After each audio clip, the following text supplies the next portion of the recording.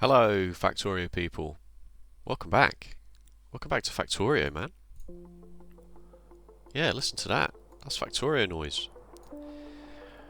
I'd like to play Factorio, but not really in Let's Play form, because that would take forever. And I don't want to do that. I also don't want to do lots of editing. So I had an idea. The idea is, first of all, to have OBS work properly.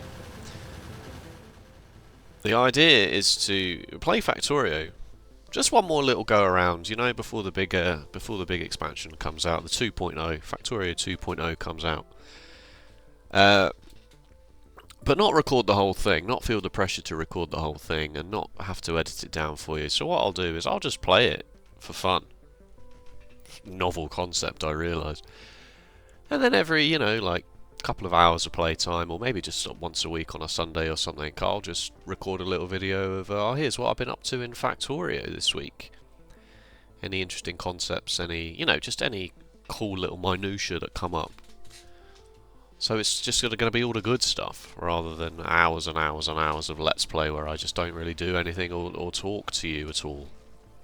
So let's have a quick look at the mods before we go in. This is going to be basically an extremely short intro video, just getting you up to speed with the concept. It's mostly vanilla. We're going to play mostly vanilla. The only real big thing, I suppose, is I want the beacon rebalance mod on. It just changes how the beacons function, so they're like the space exploration ones. So one building can only be affected by one beacon at a time, and it just adds some more beacons with more module slots. It just makes your designs a bit more interesting and exciting, and it just changes things. You know? Black rubber belts. You want the belts to look black and rubbery. Then this is the mod for you. It's called Black Rubber Belts, and it does what I just said. Bottleneck light. This is just a very simple tool for. You can see it in one of the. You can see it in the simulations in the background. Adds a little coloured light to some of the buildings to show you if they're starved or full or working normally. Just so that at a quick glance you can see, oh, this building doesn't have an inserter. Whoops. And then obviously the simulations just don't give me any simulations with a building, and in fact just repeat the same two over and over again. Please? Here we go. Alright, so these are all working. Green light. If this tank were full, these would go blue light. I think I've configured it too. Anyway. Factorio library, Factorio standard library. Is it giving me this one again? Wow. Ghost on water. This is something they've changed in 2.0, but it's annoying to not be able to place landfill on... to be able to place blueprints on water. You'd have to have a separate blueprint that had the landfill pattern first. Or something. It's annoying. Anyway, this mod fixes that. Mining patch planner is nice. I know you can have blueprints for various mining patch plans, but this has a bit more functionality and lets you change things on the fly. Nanobots, obviously, we want to just be able to start building things quickly and easily. Pump should be on. Prevent unwanted manual pump placement. It's like mining patch planner, but it does it for oil patches, basically. You just select where the oil wells that you want to do a plan for, and then it links them all up with pipes and stuff. It saves me literal hours of my life. Picker dollies, move most placed entities quickly and easily, just helpful for if you just want to really quickly pick something up and move it. Power armor Mark III. Once you get into Mega Base territory, the bed default power armor doesn't really cut it anymore, does it? You need more robots. Power grid comb, just a aesthetic tool. Quality of life research. So, you know, I want to move faster, and I want to craft quicker, and I want to have more inventory slots, but I don't want to just add a mod that just does that right off the bat. Seems a bit cheaty. So this adds research options to the tech tree, and I'll show you a bit more of that in a minute. Rate calculator, obviously my preferred mod for making sure all of my ratios and stuff are all good. Squeak through, don't really need to say anything about that. Vehicle snap, just makes driving easier. Water fill, I don't know how much I'll end up using this, but it is just nice to have sometimes. If you just literally need one tile of water because you just need a sulfuric acid build somewhere, you know, it's cheating. Fine. I know I just said, I got quality of life research on because it's less cheaty, and then this is the other side of that. I get one cheat, alright, and it's water fill. And wood to landfill, just to eventually do something with all of the wood that we'll no doubt end up having. Right, I'm going to have to reload the game because I added another mod, didn't I? Hold, please. Okay.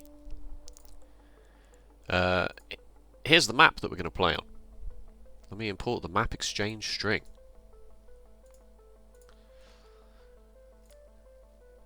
It's modified rail world settings. Less frequent iron, copper and stone. Much less frequent coal and uranium. But bigger and richer patches of those. Obviously railroad settings, you want to go out on trains as often as possible. So our next iron patch will in fact... Oh my god, where is our next iron patch? Oh no. That is actually a huge issue. Where is it? This probably was generated and then the water ate it all up, didn't it? Let me turn the water down and see if it arrives. There it is. It's under there. It would have been there. Oh, do I want to change that? Do I want to cheat? Obviously the problem is that if you leave it on this, your next iron patch is so far away, but how do you get rid of... How do you fight your way through all these biters without that? Without that iron? Exciting. Funny. Alright, let me lower the water by... There's two ways I think about the water. Sometimes I just leave it, and sometimes I do like this. So there's not much water to start with, but when you find it, it's humongous. Like, it's just oceans. We could do this. Let's do that. Let's do oceans. Massive oceans of water. Trees, normal. Cliffs, off. A huge bias towards grass, just because it's nicer to look at. Enemy bases, normal. Starting area size, a little bit of breathing room for me, please. Evolution, normal.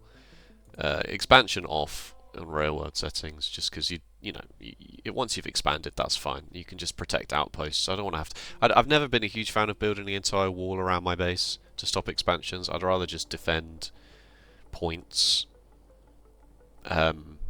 Maybe I'll build a wall anyway, I don't know, but you know, like, I'm not a huge fan of the biters, but I don't just want to turn them off. I feel like you miss a logistical... You're removing a logistical challenge of the game by turning them off, even though they are annoying. So yeah, and then advanced settings, normal. Normal. Everything's normal. Right, I have to play this because I started the other one without the without that water change setting. So let's go back into it for real. And let me just quickly overwrite my initial save. Oh, also I didn't have the pump on, did I? Oh, this is a mess. This is a mess.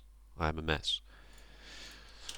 Quality of life research just adds these things to the tech tree. Basic crafting speed, inventory size, mining speed, movement speed, reach.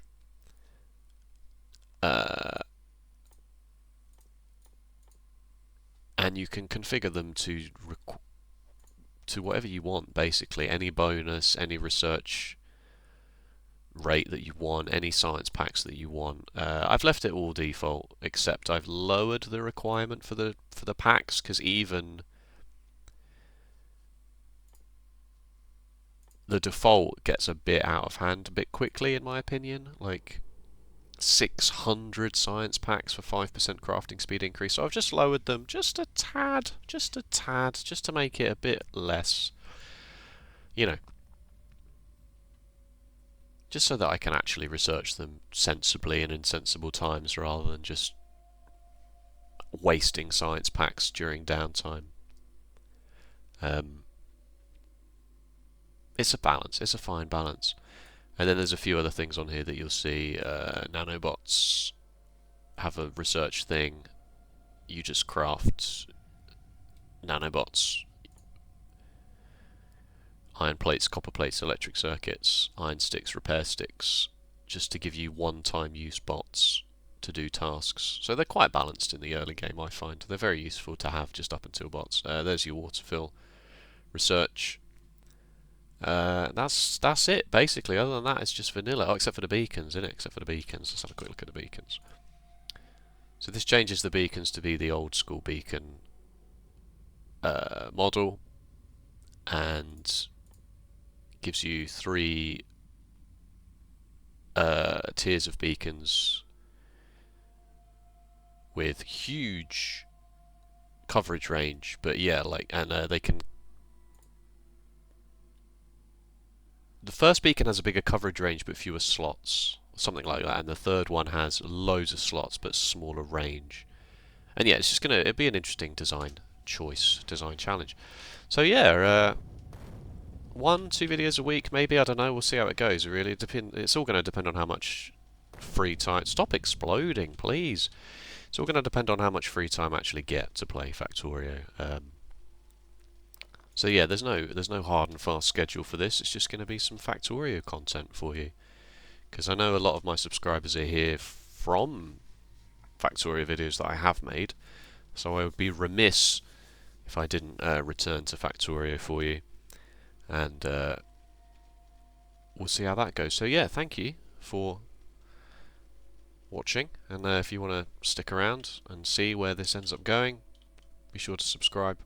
Other than that, thank you so much, and I'll see you next time. Bye bye.